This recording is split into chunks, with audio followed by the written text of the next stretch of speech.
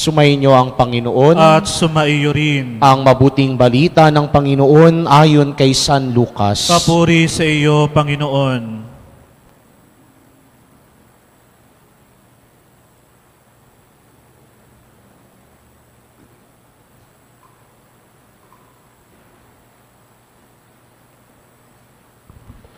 Noong panahong iyon, sinabi ni Jesus sa kanyang mga alagad, "Sinasabi ko sa inyo, mga nakikinig, ibigin ninyo ang inyong mga kaaway.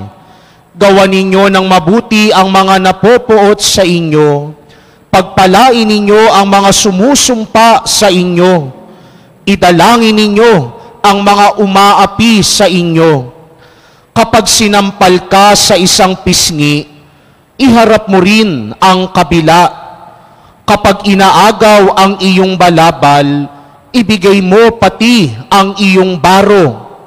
Bigyan mo ang bawat nang hihingi sa iyo, at kung may kumuha sa iyong ari-arian, ay huwag mo nang bawiin pa ang mga iyon. Gawin ninyo sa iba ang ibig ninyong gawin nila sa inyo. Kung ang iibigin lamang ninyo ay ang mga umiibig sa inyo, ano ang gantimpala ang inyong hihintayin? Kahit ang mga makasalanan ay umiibig din sa mga umiibig sa kanila.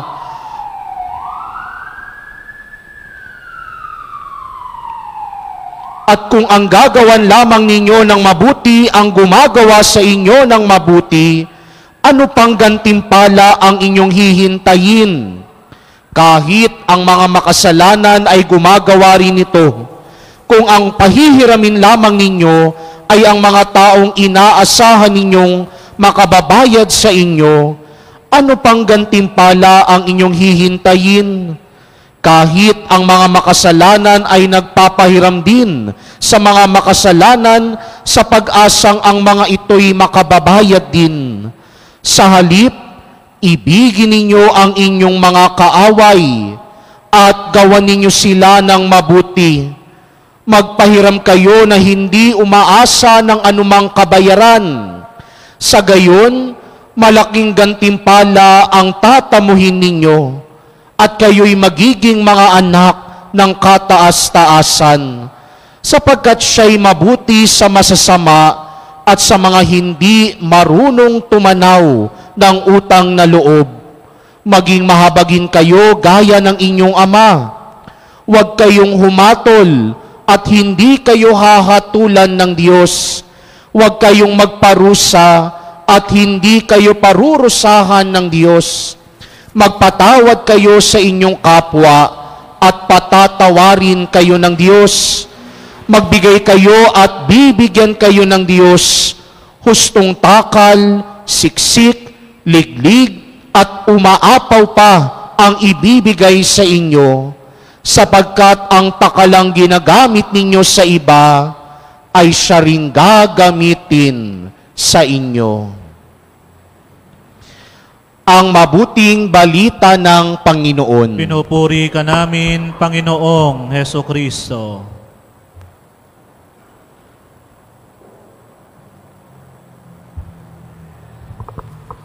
Isang magandang gabi po sa inyong lahat. Tayo po ay nasa 8 araw ng ating pong pagnonobena para sa kapisahan ng pagtatampok sa krus na banal. 8 araw na po, 8 gabi. Sino po ang nakakakompleto na ng 8 araw? Yung iba, anong nangyari? Paalala ko lang ulit, no? Ang pagnonobena, kaya nga po nobena, ibig sabihin 9 na araw. At sinasabi natin na kapag mayroon tayong kahilingan, yan ay ipinagnunubina natin. Yan ay ipinagdarasal natin. Yung iba nga po, no, sa mga pamilyar po, kapag araw ng Biyernes, no, 9 na araw o 9 na Biyernes, kukumpletohin nila yan. Yung iba, luluhod pa dyan sa Quiapo o kaya sa Baclaran kasi meron silang hinihiling. At doon, sabi nga po, ay natutupad ang kanilang mga kahilingan. Ipinagkakaloob ng Panginoon dahil nakikita yung sakripisyo na kanilang ginagawa. So yung mga nakakakumpleto, umasa kayo sa biyayang siksik, liglig at umaapaw. Yung mga hindi kumompleto, droplets lang ng biyaya, no? Ambon lang. Doon sa mga nakakumpleto, talagang bagyo ang darating na biyaya. Huwag kayong mainggit, ha? Hindi nyo kasi kinumpleto eh. Pero ganun po ang ating bahagi po, no, ng ating tradisyon, naging kultura na natin sa ating pananampalataya na kapag bago yung araw ng pista, tayo po ay sama-sama na naglalakbay sa loob ng 9 na araw. O, taas nga po ulit yung nakakakumpleto, 8 araw na. Yan. O, kapit ha, may isa pa. At doon sa mga hindi pa, sana po bukas ulit ha, magsimba at hindi lang tayo basta magpipiesta, hindi lang paghahandaan yung kakainin sa mismong piyesta. At karamihan, no, sa atin ngayon, nakakalimutan yung dahilan kung bakit ba tayo merong handaan. Naiiwan lagi doon sa handa na lang. Pero yung dahilan na dapat nagsisimba, kasi ito yung araw na magtitipon ng isang komunidad, ang isang parokya, sama-samang magdarasal, magpapasalamat at hihiling sa Diyos. Sa araw ng kapisahan. Sabihin nyo nga muna sa katabi ninyo, magpipiesta na. Painging handa. Sa mga kalalakihan, magpipiesta, ha? Hindi maglalasing. Baka kabi-kabila ang inuman ang inyong pupuntahan. Pero sana po, no? O, sa mga nakakumpleto na, taas nga ulit ang kamay. Sigurado, ha? Ano yung mensahe kahapon? Pwede ba akong bumaba? Pwede ba akong bumaba? Wala namang ano, no? Sige nga, kahit yung kahapon man lang, o at least yung 3 days natin, sige nga. O, asan na yung mga nagtaas ng kamay? Yung mga sakristan ba, nakakompleto? Puro kayo serve eh. Ano yung kahapon? Ano yung mensahe kahapon? Ha? Anong krus din? Para sa, lahat naman po, no? Para sa, pero ano yung kwento kahapon na aral? Kasi ito, karugtong po ito ng aral na binibigay ni Jesus. Pero yung kahapon, ano yung narinig ninyong kwento o ibanghelyo kahapon? Ano po? Ay isang sumpa sa mga Griego. Yung krus ay isang sumpa sa mga Griego. Yung krus kasi po ay, siyempre, sino bang pari kahapon? Baka. Pero ang krus talaga, no, para sa atin, mga Kristiyano, Katoliko, yan ay tanda ng kaligtasan. So para sa iba, yan ay simbolo ng kahihiyan. Kasi dyan ipinapako ang mga kriminal, makasalanan. Kaya ang tingin nila dyan ay kahiya-hiyayan. Pero doon tayo sa Ebanghelyo kahapon. Kung ano sinasabi nyo sa akin, ha? Asan yung mga nagtaas kahapon? Siyempre, hindi lang tayo dapat nakukumpleto. Importante, kaya nga sabi ni Jesus, di ba, sa Ebanghelyo, kayo mga nakikinig. So, importante, nakikinig. Hindi lang tayo lumuluhod, hindi lang tayo umiiyak, no, kung mayroon tayong mga dalahin sa buhay, hindi. Ang importante, nakikinig tayo dahil sinasabi na ni Jesus yung sagot sa ating mga problema. Ang dami ko nang sinabi. Ano yung sinabi kahapon? Ha? Wag yung homily ni Father. Wag yung homily ni Father. Ano yung ebanghelyo kahapon? Si Jesus daw, chismis ha? Si Jesus daw, inosenteng ipinako sa krus. Yan. Sige nga po. Ano po yung kahapon? Ang sabi nila, yung daw na krus ni Jesus ay isang sumpa. Sino yung sila? Sino yun? Sabi ng mga, Oo nga, yan nga yung homily ni Father kahapon. Ano yung kahapon? Ano yung ebanghelyo kahapon? Ha? Pinagaling. Hindi yan. Parang iba tayo. Nung isang araw, bago yan, yun yung pagkakatawag sa mga alagad, di ba? Tinawag, pinangalanan yung 12 alagad. O, pagkatapos nun, ano yung sinabi? Absent kayo kahapon. Magbabayad kayo pag absent. Hindi kayo nakinig. Sige, para ma-refresh lang tayo. Ano yun, ay? Hindi ako aakyat to hanggat di natin nakukuha to. dati po, ang krus ay sa mga Grego ay sumpa, pero ang krus ngayon ay isang tagumpay, isang kaligtasan, at isang, kumbaga, sinave tayo ni Jesus Christ sa lahat ng kasalanan. Oo nga, Nay. Yan nga yung pinagsasasabi nila eh. Tama naman, no? Tama naman po, ha? At least naalala nyo po yung kahalagahan ng krus sa buhay natin. Pero doon tayo sa Ebanghelyo kahapon. Ang gulo nyo eh. Ha? Yakapin ang krus. Yakapin nga ang krus. Oo nga. Ano, Nay? Para naalala ko, sinabi ni Jesus, be open. Be open. Be open. Parang hindi ko narinig na nagsabi si Jesus, be open. Ibang Jesus yata yung nakilala ko. Ano ba? Wala ba? Kahapon. Kaya naman pala eh. Yun yung problema natin, no? Kasi sabi ni Jesus, di ba kahapon, mapalad ang mga umiiyak ngayon. Mapalad ang mga nagugutom. Beatitude. Yun. Isang araw pa yun. Kahapon, yun yung beatitude. Yung mapapalad, tapos yung kawawa kayo. Di ba yung sinabi, mapalad kayo na mga naghihirap ngayon. Tapos kawawa kayong mga mayayaman ngayon. Mapapalad kayo mga umiiyak o tumatangis ngayon. Kawawa kayo mga nagsasaya ngayon. Di ba yun? Wala. Nga. Yan. Kaya di ba maganda yung makita rin natin, yung sinasabi nyo nga, yung krus, di ba? Ang krus para sa atin, hindi yan basta simbolo ng paghihirap, kundi yan ang simbolo na magiging kaligtasan natin. Kaya yung attitude, yung sinasabi sa lingwahe natin ngayon, mindset lang yan. Ha? Mindset. Tinuturuan tayo ni Jesus na hindi porket mahirap ka, mahirap na. Hindi porket mayaman ka, masaya na. Taas nga ang kamay ng mga mahihirap dito.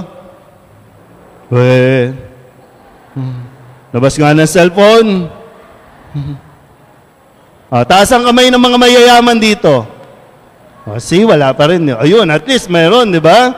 Tama yan, di ba? Pag mayaman. Pag mahirap, tinan natin. Kasi talagang nasa attitude natin yan, ha? Ngayon, kung may problema tayo sa attitude, ano ang dapat natin gawin? Ito na yung continuation. Ano ang gagawin natin kung mayroong mga umuusig o mayroong mga umaaway sa atin? Sinasabi nyo kanina, ang krus ay simbolo ng ating kaligtasan. Niyakap ni Jesus ang krus na yan. Hindi lang nga niyakap, di ba? Pinasan, hinigaan pa niya yan. Kaya nga nandyan, nakapako eh. Hindi tayo pwedeng tingin lang tayo ng tingin, tapos di natin natututunan kung ano ang aral na ibinibigay ni Kristo sa atin. Okay. Tanong, sino ang mga may kaaway dito? Ha? Walang may mga kaaway? So, ibig sabihin, lahat kayo nangaaway. So, kailangan kong makausap yung mga inaaway ninyo. Kasi ito yung payo ni Jesus para doon sa mga nakakaranas ng pang-aaway, nakakaranas ng pang-aapi, pang-uusig. Kayo pala yung mga nang-uusig kasi. Yeah. Sabi ni Jesus ay, ibigin mo ang iyong kaaway. Ay, Father, uwian na, Father. Kalokohan yan, Father. Totoo naman. No, pwede natin sabihin mismo kay Kristo, Lord, ang hirap naman yan. Magro-rosary na lang ako. Pero sana nga, bahagi nun, kasi sabi din, ipagdasal mo ang mga umuusig sa iyo. Ipagdasal mo. Yun yung tamang attitude. Kasi ano mangyayari sa atin kung pag inaway ka, aawayin mo rin. Ay hindi yun makakrisyanong pamamaraan. Kaya nga itinuturo sa atin Kaya sabi ni San Pablo, 'di ba, sa kanyang sulat, yung akala nating kaalaman, 'di ba? Akala nating kaalaman, hindi pa pala 'yun. Kaya mas nilinaw ni Jesus sa atin, yung tunay na nakakaalam, yung tunay na mayroong alam, ay yung alam din kung ano ang, hindi lang basta kung ano yung tama, kundi kung ano ang mas mabuting gawin. Tingnan nyo nga yung mga katabi ninyo. Tingnan nyo. Malalaman mo sa mukha kasi yung namumblema dun sa umaaway sa kanya. Kasi yung, hindi ko alam, no, kung ilang taon na kayong magkaaway, ilang taon na kayong inaaway, pwedeng mismong kapatid mo, kamag-anak mo, mismong magulang mo, o anak mo, inaaway ka o nag-aaway kayo. So, hindi natatapos, di ba? Hanggat walang nagbe-break nung sinasabi ng mundo na, ay hindi, gumanti ka.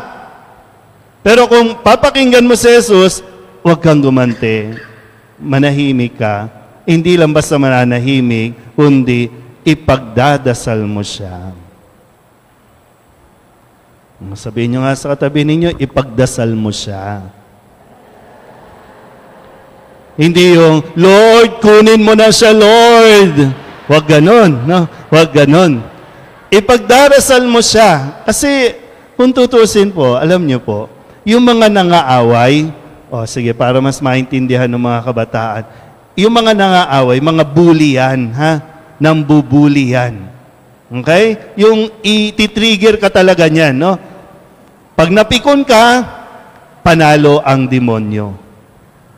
Pero tingnan nyo rin, kaya nga, bakit natin kailangan ipagdasal? Kasi yung mga nangaaway, karamihan dyan, may pinagdadaanan. Yung mga nangaaway, akala mo matapang, nagtatapang-tapangan lang yan. Yung mga nagtingin sa sarili, no, namamaliit, sila talaga yung medyo may problema sa isip. Yang katabi niyo ba may problema sa isip? Alam niyo na kung bakit pala away yan. Lahat na lang aawayin. Kahit mga naglilingkod sa simbahan, inaaway. Mga naglilingkod sa simbahan, nag-aaway-away. Maglilingkod lang naman yan. Kung papatulan mo, sunga-sunga ka din. Diba? Nakakalimutan kasi natin gawin yung paraan na itinuturo sa atin ni Jesus. Ang lagi nating sinusundan, yung paraan ng mundo. Karamihan sa paraan ng mundo, paraan ng demonyo yan. May mga away tayo, no? May mga away tayo. Pag pinagnilayan mo, yung mga away natin, bata pa kayo di ba?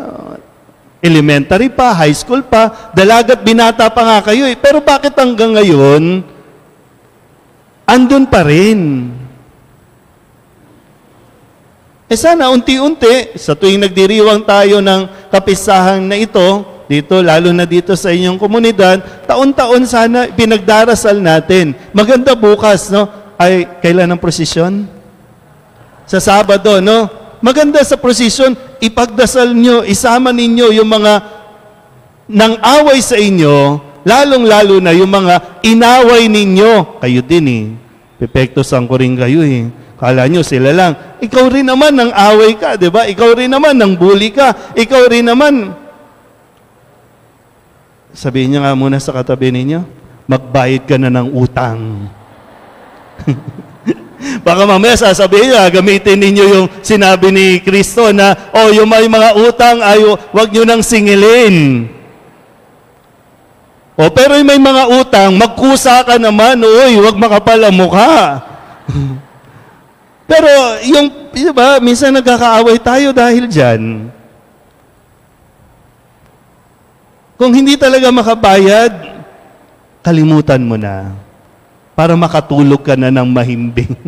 Kasi gabi-gabi mo na lang iniisip. Sana tapos susugurin mo pa, pupuntahan mo pa. No? Huwag mo na lang paulitin. Kung alam, kasi minsan naman may mga nangungutang, di ba? No? May mga nangungutang, naawa ka kasi alam mong kailangan nila ng pambili ng bigas, pambili ng pagkain, o kung ano man.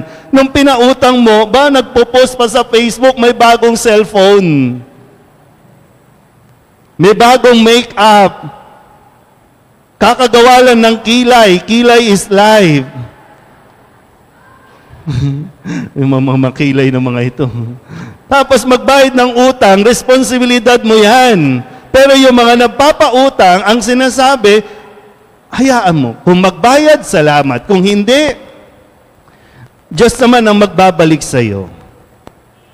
Pero wag maging dahilan yan para mang-away o mag-away-away tayo.